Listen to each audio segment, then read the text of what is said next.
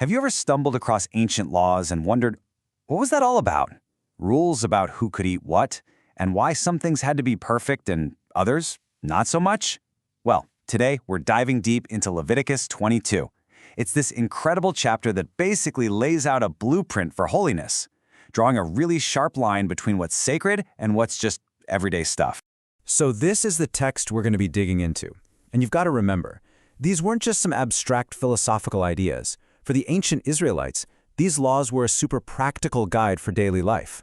They shaped their entire community, their worship, and how they understood their relationship with God.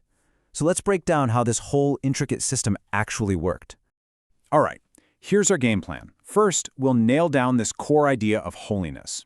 Then, we're going to see how that idea plays out in two really big areas: who got to eat the sacred food, and what it took for an animal sacrifice to be considered perfect. And finally, we'll get to the big why, the powerful reason that ties all of these rules together. Okay, so to make any sense of the specifics in this chapter, we have to start with the big, foundational concept that holds it all up: holiness. Honestly, it's the key that unlocks the logic behind everything else. So what do we even mean by holiness here? It's not just about being a good person, morally speaking. Think of it more like a reserved sign you'd see on a table at a restaurant. It means something is set apart for a special divine purpose. And that creates this essential boundary, this clear line between what was considered sacred and what was just ordinary. So, how did this idea of separation actually work day to day? Well, one of the clearest examples is in the rules about eating food from the holy offerings. The text is incredibly specific about who gets a seat at this sacred table and who doesn't. So who made the cut? Who got the invitation? The text gives a really clear, structured answer, and it all revolves around the household of one key figure, the priest.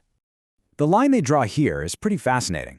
It wasn't about being friends with the priest or just stopping by for a visit. Access was all about being a permanent member of the priest's household. So whether you were born into it or bought into it as a slave, you were in that sacred bubble. But everyone else, visitors, workers, even a priest's own daughter if she married an outsider, was on the outside looking in. But, life gets complicated, and the rules actually account for this. There's a very specific exception for a priest's daughter whose marriage to an outsider ends. The rule was so precise. If she came back to her father's house and she didn't have any kids, her link to her husband's family was essentially cut, and boom, her access to the holy food was restored. It's just another powerful reminder of how critical that direct connection to the household was. Okay, so let's say you're part of the right family. You check that box. But there was another major requirement you had to meet. You had to be ritually clean. And the text lays out a bunch of ways you could become unclean. A lot of them were tied to things like death or disease or just general disorder.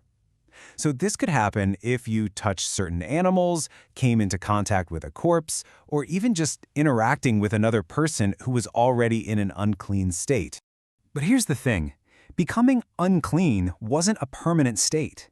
The text actually gives a really clear roadmap for getting back to purity. It was a simple process. You bathe in water, you wait for the day to end, and once the sun goes down, your purity and your access to the holy things was back. Simple as that. Now, this whole principle of wholeness and purity wasn't just about the people eating the meal. It applied directly to the offerings themselves. An animal brought for a sacrifice had to meet that same incredibly high standard of being completely unblemished. The main rule is spelled out right here in verse 20. For an offering to be acceptable, it had to be perfect. Any blemish, any little flaw, and it was disqualified. Period. And they left absolutely no room for interpretation. Any defect at all, whether it was obvious like blindness or a broken bone, or even an internal injury you couldn't see, it meant the animal was out. The offering had to be physically perfect. It was all about giving the absolute best you had. The rules even got into the details of age and family relationships. A newborn animal had to stay with its mother for 7 days before it could even be considered for sacrifice. And then there's this special rule, which seems to show a real respect for that natural bond. A mother and her young could not be sacrificed on the same day. So we have all these super detailed rules for people and for offerings, which brings us to the most important question of all: why? What was the ultimate point of this entire elaborate system? So, What was the deal? Why this intense focus on purity and perfection? Well, the text itself gives a direct and really powerful answer. The reason they give isn't about, say, public health or just simple symbolism. Nope, it's purely theological. These laws are a direct reflection of the character and the authority of the one who gave them. The first part of the answer is all about reverence, treating holy things in an ordinary way, like eating them while you're unclean or offering a flawed sacrifice, was seen as directly disrespecting God's holy name. So following the rules was an act of hallowing that name, of treating it as special. And this is the final definitive reason, the mic drop, really. The laws are binding because they come from the source of holiness itself, the one who set the people apart in the first place, who redeemed them from Egypt. The rules aren't random, they're a reflection of divine identity, all capped off with that ultimate declaration of authority, I am the Lord. And that brings us full circle, right back to the text itself.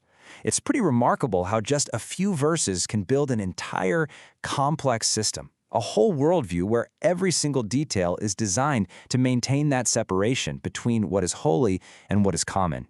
So what are the big takeaways here? First, holiness in this context just means set apart. Second, this idea of being special and unblemished applied to everything, the people and the sacrifices. And finally, the whole system was built on one ultimate reason. It was all a reflection of the nature and authority of God. And that leaves us with one last thing to chew on. Even thousands of years later, how did these ancient ideas of what's sacred versus what's common still shape our modern world? You can see echoes of it everywhere, from our formal ceremonies to our own personal ideas of respect and reverence. Makes you think, right?